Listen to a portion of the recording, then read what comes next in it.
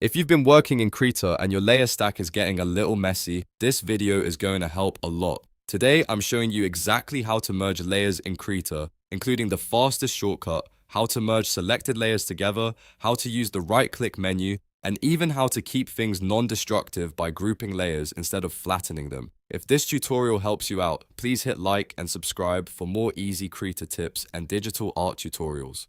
Let's jump in.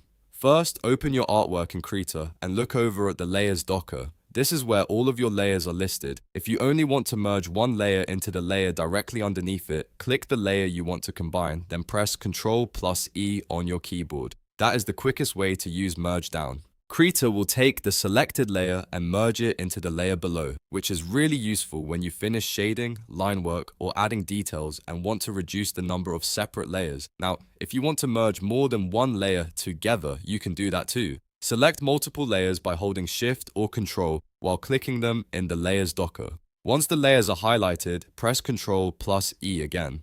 Krita will merge the selected layers into one combined result. This is a great option when you want to clean up your document and keep related elements together, like multiple sketch layers, effect layers, or different parts of a character that you no longer need separated. Another easy way to merge layers is by using the right-click menu. Just right-click any layer in the Layers Docker and choose Merge with Layer Below. This does the same thing as Merge Down, combining the layer with the one beneath it in order. It's a simple method if you prefer using menus instead of keyboard shortcuts, and it can be helpful if you're still learning Krita or you just want to confirm exactly what action you're using before committing to it. But before you merge everything too quickly, there's an important tip. Merging layers is permanent in the sense that you are combining them into fewer layers, so if you want a non-destructive way to organize your artwork, use a group layer instead. To do that, select the layers you want to keep together, then press Ctrl+G. Krita will place them into a group, which lets you organize and manage them as a single unit while still keeping the original layers intact inside the group.